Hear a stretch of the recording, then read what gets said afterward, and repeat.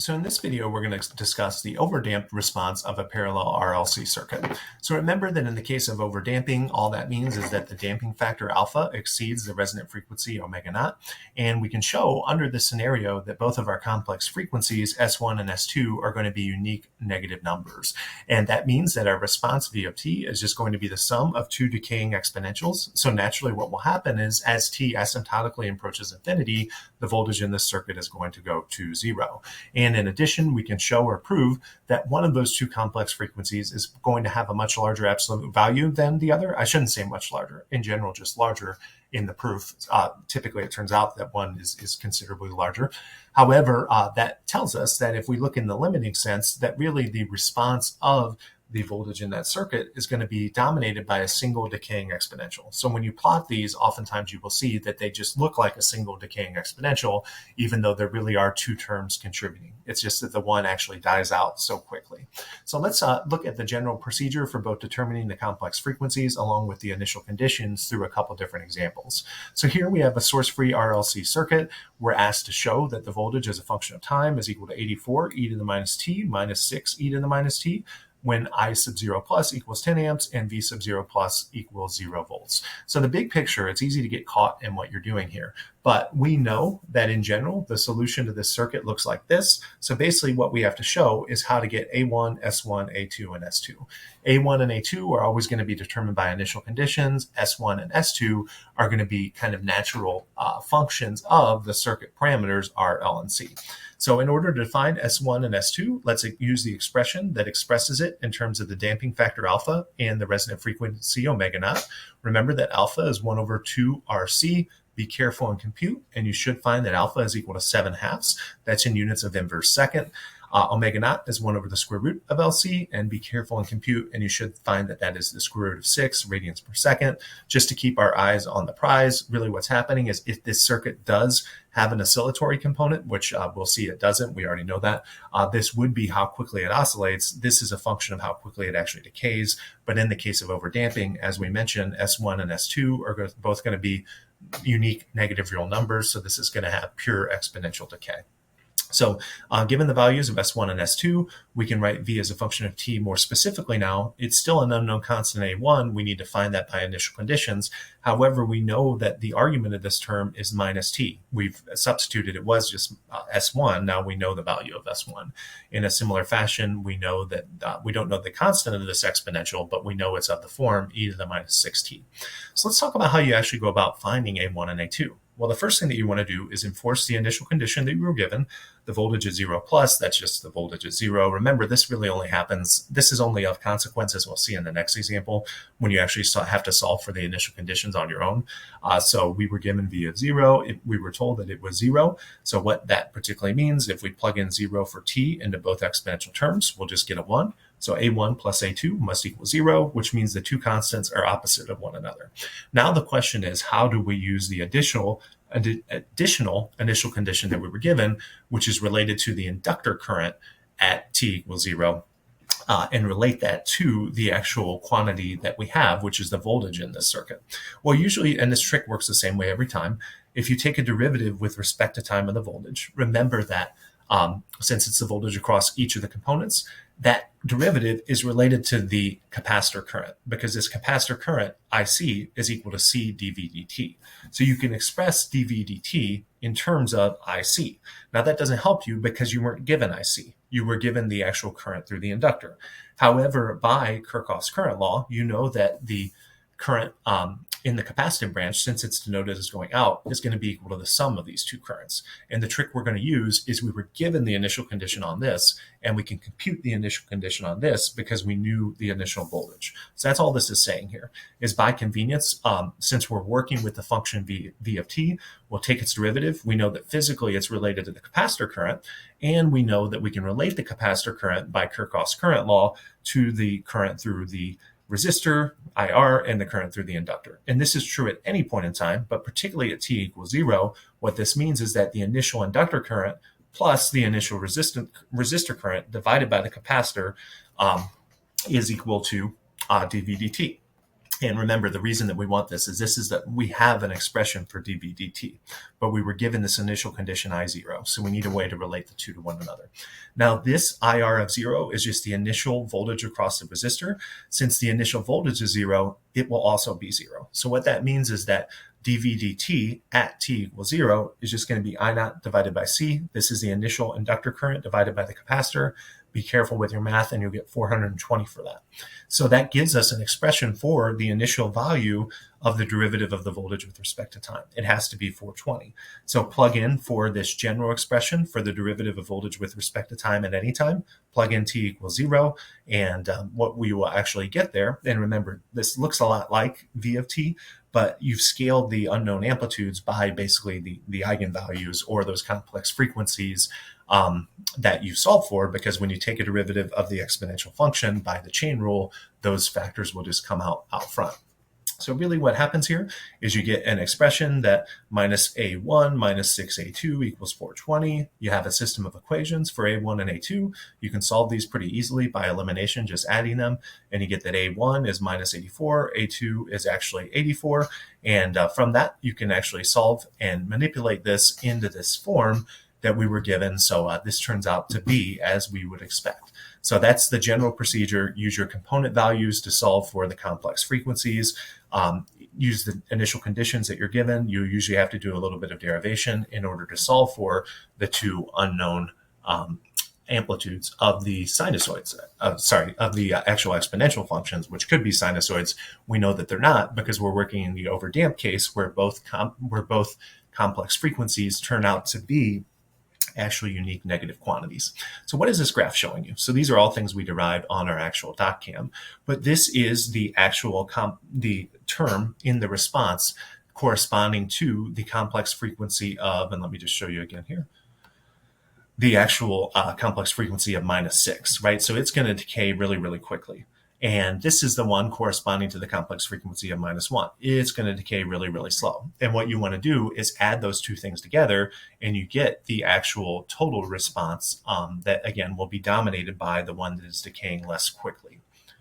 So let's do one more example here. This is a little bit more involved. We want to show that the voltage across the capacitor in this circuit exhibits that form, 80 e to the minus 50,000 t minus 20 e to the minus 200,000 t for t greater than or equal to 0. So the only difference between this question and the last example we did is we're going to have to derive the initial conditions ourselves, which will require us to use a little bit of circuit analysis. So particularly here, we're given this expression. Sorry about that. And what we want to do is first determine the actual initial conditions. So remember, this switch is closing at t equals 0.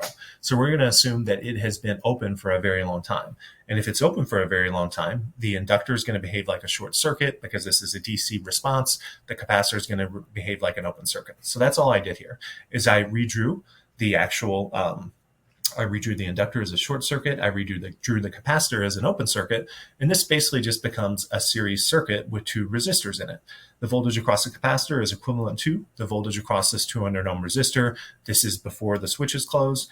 And this current IL is just going to be the opposite of the current IR. And this is going to be really easy to solve. So this is all this says here. The current through the inductor anytime before the switch is closed, including 0 minus, equals minus the current through the inductor at 0 minus. We can determine the current through, that was the current through the resistor. Do as I say, not as I actually did there. In order to find this current in this series circuit, just take the voltage and divide by the equivalent resistance, 300 plus 200. So in the initial circuit, this is the current value. And remember, just by the sign convention, the inductor is going to be the opposite of that. So that's where the minus is coming into play. Once you have the value for the current in this series circuit, you can compute any of the voltages across the two resistors, but particularly the 200 ohm resistor, by just taking IR and multiplying by 200, that's 60 volts. And the reason that's the voltage across the capacitor is, remember, the capacitor is behaving as an open circuit, but it's still in parallel with the 200 ohm resistor. So they'll have the same actual voltage values. So now what we want to do is close the switch and analyze the circuit at 0 plus. Notice that once you close that switch, basically this top portion of the circuit, the closed switch shorts out this entire bottom network, which means that the power that's being delivered after the switch is closed is all just going to circulate through this top part. None is going to go through down here. So what's going through down here is whatever energy was actually stored in the circuit originally is just going to be dissipated according to the circuit dynamics, which in this case will turn out to be an overdamped response, so it's just going to go to 0 over time. So that's what I've done here. I've just redrawn and shown you that even though this portion of the circuit exists, from an analysis point of view, it doesn't matter because it's kind of operating independently from the lower portion. So what we need to do now is to determine these actual conditions at 0 plus. So remember that we're analyzing this circuit here. The voltage across the capacitor, I equals C dV dt, can't change instantaneously. So the initial condition for the voltage across the capacitor at 0 plus is just going to be whatever it was at 0 minus. And from our analysis up here, we determined that that was 60 volts. In addition, we need to determine the actual initial conditions on the inductor. So if you notice that the current through the inductor at 0 minus was equal to minus 300 milliamps, that has to remain continuous as well. And if we know this is minus 300 milliamps, right, from that, in addition, and we know that the initial voltage across the capacitor is 600 volts, we can determine the initial current through the resistor. It's just going to be 300 milliamps. So basically the reason I'm doing this is I'm just setting myself up to get the quantity that I ultimately want, which is an expression for the derivative with respect to time of the voltage across the capacitor at 0. Because that's the function we're working with, just like in the last example. So what would be dVc? Let me rephrase that. What would the derivative with respect to time of the voltage across the capacitor be? Well, by the same argument that we used in the last example, it's just going to be the 1 over C times the capacitor current. And we're going to use, again, Kirchhoff's current law at this node. But note now they have the actual sign convention of all these currents coming out. So what that means is IC is going to be equal to minus IR minus IL. So that's where these minuses are coming from. It's just a function of the way they have the convention of their currents set up. Minus IL minus IR over C evaluated at t equals 0. We know that the IL term, the current through the inductor, can't change instantaneously, so it's just what it was before. The initial current through the resistor is going to be set by the fact that the voltage across the capacitor can't change instantaneously. So if you apply Ohm's law, you get 300, and what you find is if you add these together, they both add to 0. So what that's giving you is your second initial condition that you need, dV dt, evaluated at t equals 0, is 0. So if you look at the response now, so you have the initial conditions that will allow you to solve for your A1 and A2.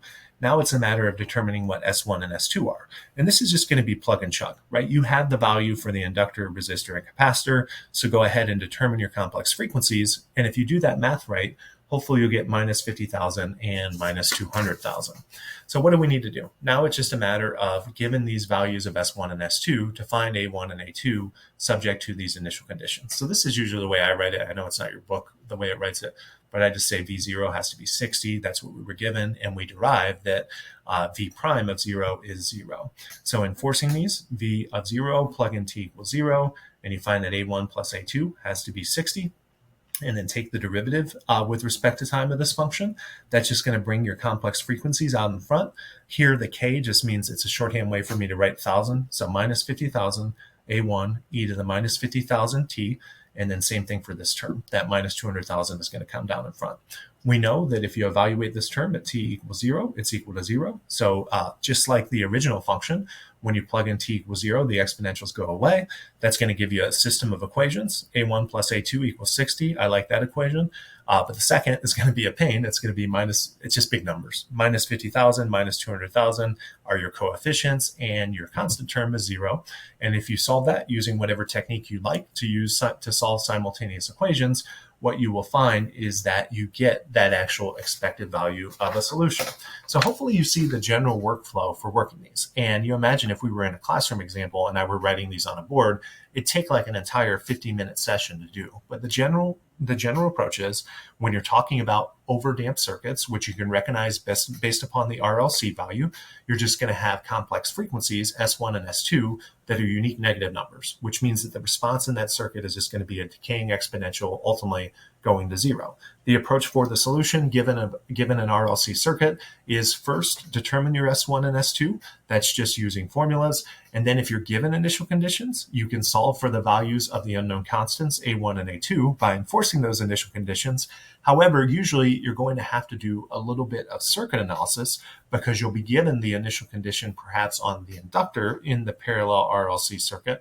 However, the expression that you would like to have is one that's proportional to the capacitor current. And the reason is, if you're working with V of t, the derivative with respect to time of V of t is going to be related to the capacitor current. So the usual trick is to just apply Kirchhoff's current law like we did in this case. They get even trickier if you have to, like in that second example that we did, use circuit analysis in order to determine the initial conditions yourself.